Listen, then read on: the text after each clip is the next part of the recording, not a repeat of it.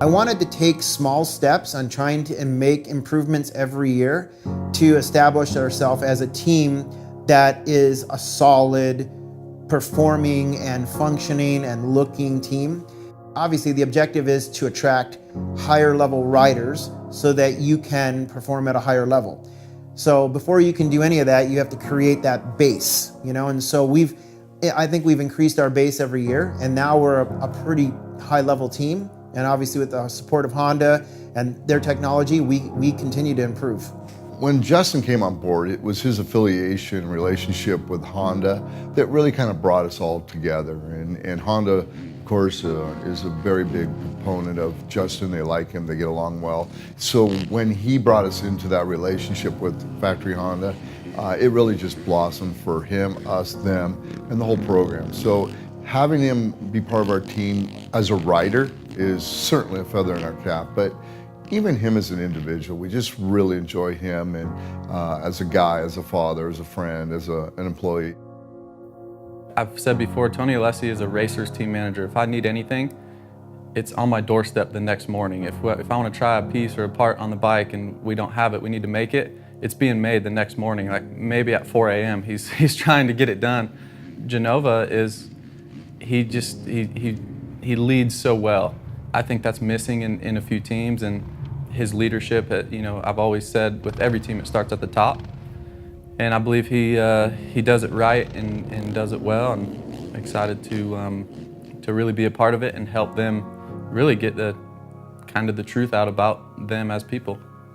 I'm not sure that we really have as much of a checkered past on paper as maybe others do, but it doesn't matter because perception is oftentimes the reality. We've worked real hard to not have anything other than positive, and it's tough. It's tough. You're dealing with their emotions and tenacity and athletes and how do people get paid. So it's tough, and we're not the only ones that it's tough on. It's tough on all of them to walk a perfect line. And again, aligning ourselves with a Brayton and a Honda, it kind of connects the dots of that if we were really that much crazy schmucks, that people in companies like Honda wouldn't have us be part of their program. Vince has been with the team longer than anybody. He's the oldest standing member of Smartop, MotoConcepts Honda. Vince's biggest strong point for us is his ability to test parts. He's better than anybody.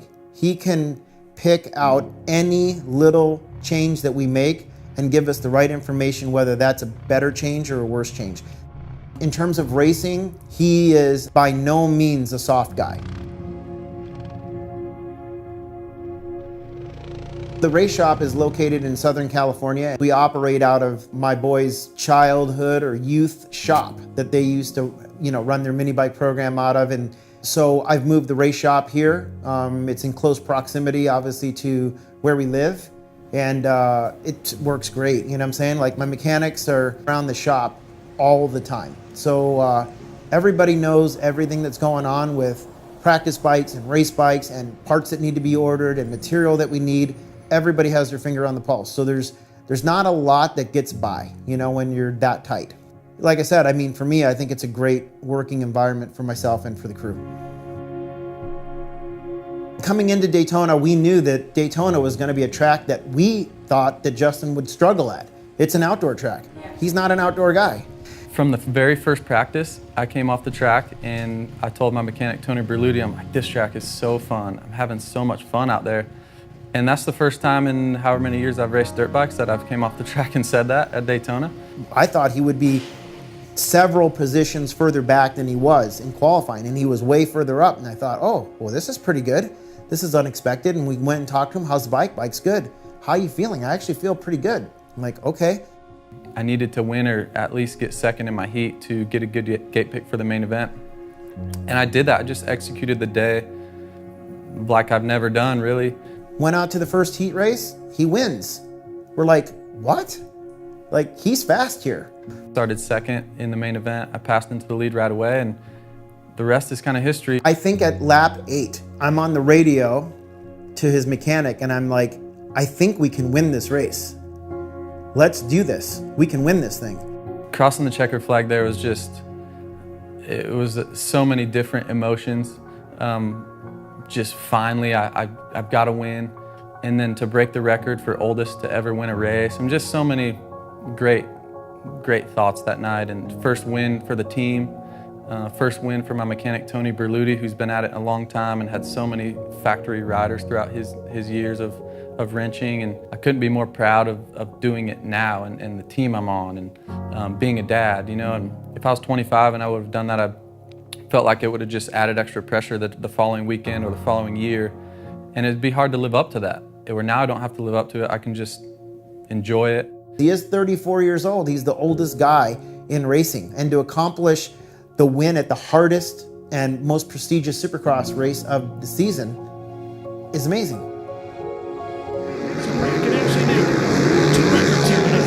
Get the oldest rider age-wise for the win, which, by the way, was 33 years, 1 month, and 6 days at Indianapolis in 2004. And as we said, Braden about to turn 34 next week, and then the one for the starts here at 34. He's got it done!